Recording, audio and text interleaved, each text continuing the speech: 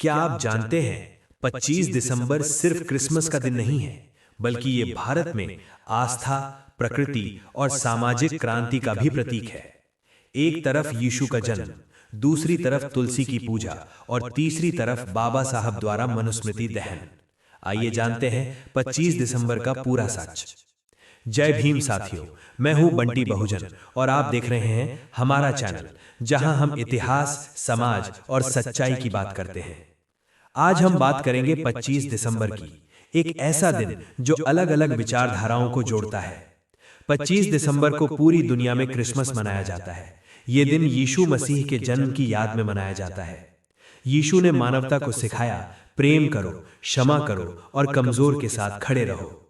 इतिहासकार मानते हैं कि यीशु का वास्तविक जन्मदिन निश्चित नहीं है, लेकिन चौथी शताब्दी से 25 दिसंबर को यह पर्व मनाया जाने लगा। क्रिसमस हमें याद दिलाता है धर्म से पहले मानवता। भारतीय परंपरा में तुलसी को माता का दर्जा दिया गया है। इसे देवी लक्ष्मी का स्वरूप माना जाता है। आयुर्वेद में तुलसी औषधीय गुणों से भरपूर है। हालांकि शास्त्रों के अनुसार तुलसी पूजा या तुलसी विवाह कार्तिक माह में होता है, लेकिन कई परिवार 25 दिसंबर जैसे दिनों पर भी घर में तुलसी की विशेष पूजा करते हैं। ये परंपरा सिखाती है प्रकृति बचाओ, जीवन बचाओ। अब हम 25 दिसंबर की उस ऐतिहासिक और क्रांतिकारी घटना पर आते हैं जिसने भारतीय समाज की चेतना को झकझोर दिया। ये दिन केवल एक तारीख नहीं, बल्कि सदियों से चली आ रही अन्यायपूर्ण सामाजिक व्यवस्था को चुनौती देने का प्रतीक है। साल 1927, स्थान महाराष्ट्र का महाड़, और नेतृत्व कर रहे थे डॉक्टर भीमराव रामजी अंबेडकर।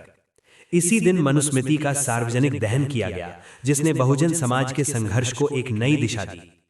मनुस्मृति प्राचीन काल का एक ऐसा ग्रंथ है जिसे लंबे समय तक हिंदू समाज की सामाजिक व्यवस्था का आधार माना गया।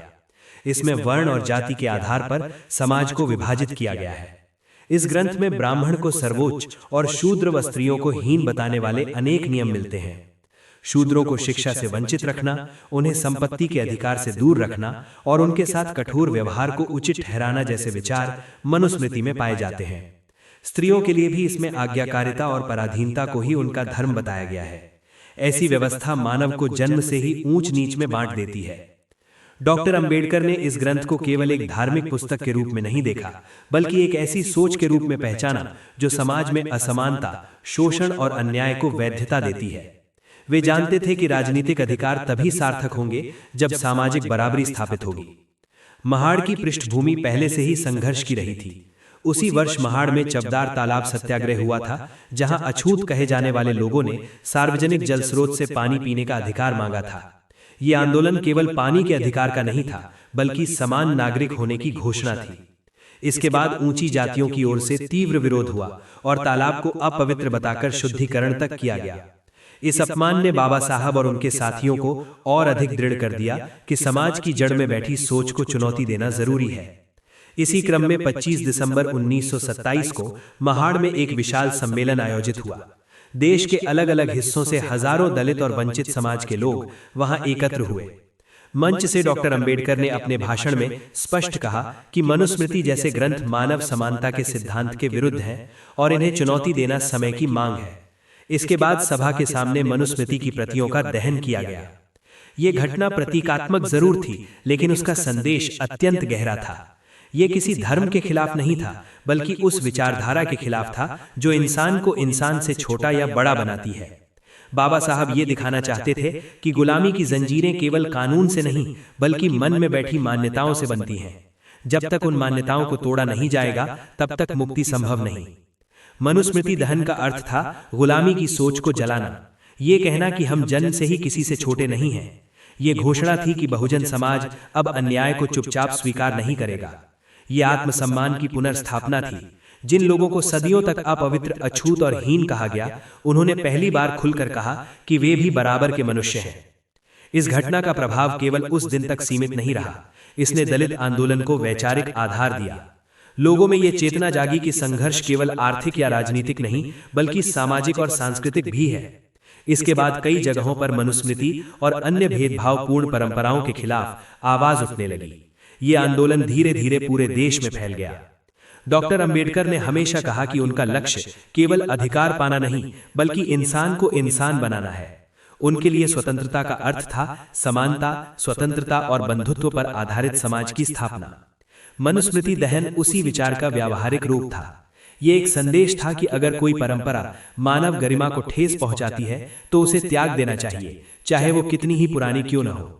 इस साहसिक कदम के कारण बाबा साहब को भारी विरोध का सामना करना पड़ा। उन्हें धर्म विरोधी कहा गया, समाज तोड़ने वाला कहा गया, लेकिन वे अपने मार्ग से नहीं डिगे। उन्होंने साफ कहा कि जो धर्म मनुष्य को अपमानित करे वो उन्हें स्वीकार नहीं। उनका संघर्ष किसी एक जाति के लिए नहीं, बल्कि पूरे समाज को न्यायपूर्ण बनाने के लिए था।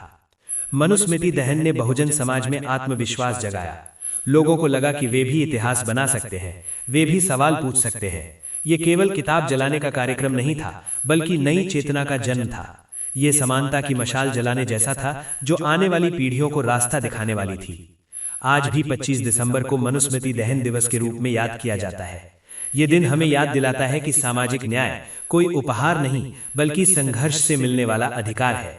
ये दिन चेतावनी देता है कि अगर हम चुप रहे तो अन्याय फिर सिर उठा सकता है। इसलिए इस विरासत को समझना और आगे बढ़ाना हमारी जिम्मेदारी है। बाबा साहब का ये कदम भारतीय संविधान की भावना से भी जुड़ा है, जो बाद में उन्होंने ही बनाया। संविधान में निहित समानता, स्वतंत्रता और बंधुत्व के मूल्य उसी संघर्ष की परिणति है। मनुस्मृति दहन से लेकर संविधान निर्माण तक की यात्रा एक ही लक्ष्य की ओर थी, एक ऐसा भारत जहां कोई ऊंचा या नीचा ना हो, जहां हर व्यक्ति को सम्मान के साथ जीने का अधिकार हो। इसलिए 25 दिसंबर 1927 केवल अतीत की एक घटना नहीं, बल्कि वर्तमान और भविष्य के लिए प्रेरणा है। ये हमें सिखाता है कि अगर समाज में अन्याय है तो उसे चुनौती देना हमारा कर्तव्य है।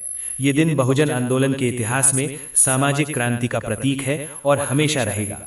यीशु कहते हैं प्रेम और करुणा, तुलसी सिखाती है जीवन और प्रकृति का सम्मान, अंबेडकर कहते हैं समानता और न्याय। रास्ते अलग हो सकते हैं, लेकिन मंजिल एक है, मानव गरिमा। अगर आपको ये वीडियो पसंद आए तो लाइक करें, शेयर करें और चैनल बंटी बहुजन को सब्सक्राइब करें। जय भीम।